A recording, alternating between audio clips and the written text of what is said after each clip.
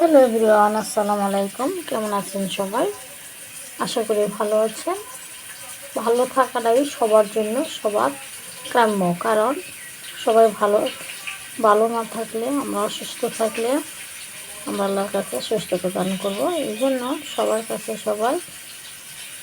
সবার জন্য সবাই ভালো কামনা করতে হবে। আল্লাহ পাক বলেছেন যে আমি যদি অন্যের জন্য ভালো দোয়া করি, তো সেই দোয়াটা আগে আমার উপরে কবুল। এই জন্য সবাই সবার জন্য ভালো থাকেন। আমি একটা মজাদার রেসিপি তৈরি করব, সেটা হচ্ছে ভিজা শুটকি। আমরা গ্রাম্য ভাষায় বলে চাপা শুটকি। ওই শুটকিটা আমি মিশ্র সবজি দিয়ে করব। সেটা হচ্ছে মিশ্র সবজি। আমি এখানে একটা কচু দিয়েছি, সিম দিয়েছি কয়েকটা অল্প, আর একটা আলু দিয়েছি, 2-3টে ডাঁটা দিয়েছি।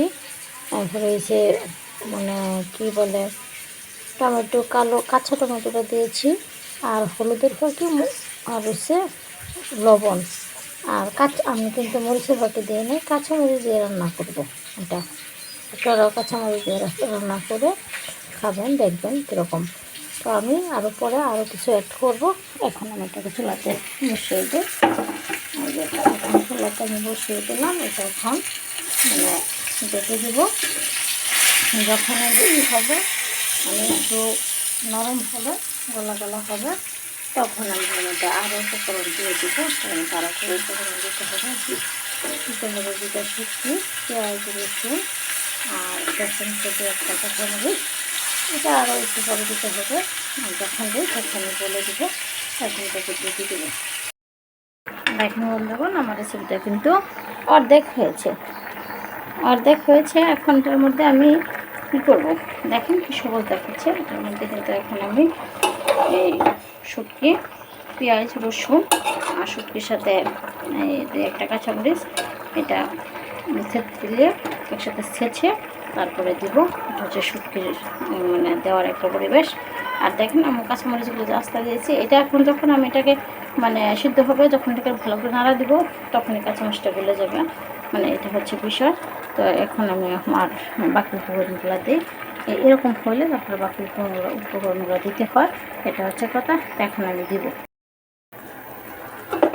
দেখেন এই যে এখন এটাকে এই যে সিদ্ধ হয়ে গেছে। এখন এরকম করলে আমার সবজিটাও করবে, আর যে কাঁচামরিচ দিয়েছি ওইটাও হয়ে যাবে, ভুলে যাবে। আর আমার বাকি উপকরণগুলো এই দেখেন, ওই যে কাঁচামরিচ, পেঁয়াজ, রসুন, শুটকি একসাথে চটকিয়েছি, এটা শেষ অংশে দিয়ে দিব।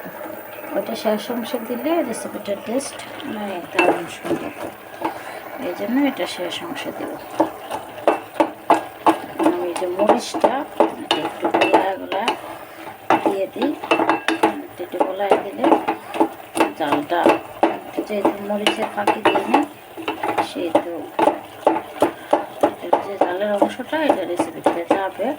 এই জন্য এটাকে একটু গুলিয়ে দেওয়া।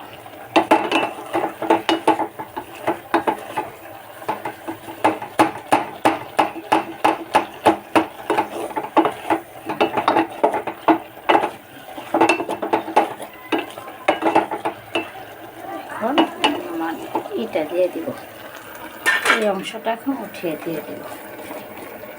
এটা শেষ অংশ দিতে হয়,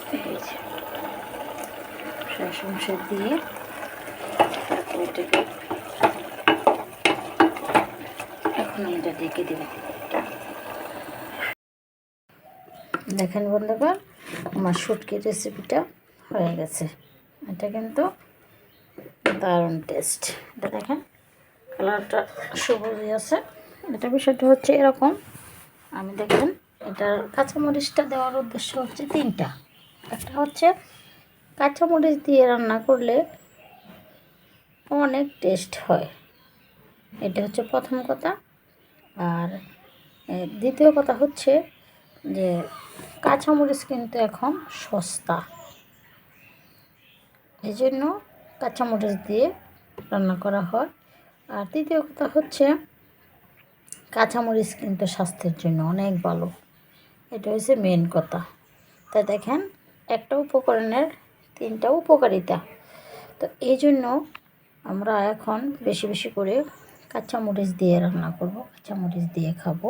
তো এই শুটকিটি অনেক কাছে অনেক রকমই লাগে, অনেক ধরনের সবজি দিয়ে রান্না করা যায়, যে যেভাবে করেন। তা আমি এভাবে করলাম। তো এখন আমি এটাকে পরিবেশন করব। এটা কিন্তু দারুণ টেস্ট হইব।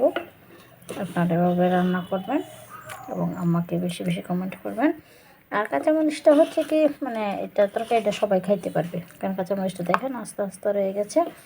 এটা এখন যে খাবে সে মনে করেন যে জাল মনে চাইলে এটা ভিতর থেকে অংশটুকু বের করে খাবে, আর নাও তো যে জাল না খায় সে এমনি খাবে। তো দেখেন এখন এটা আমি পরিবেশন করলাম।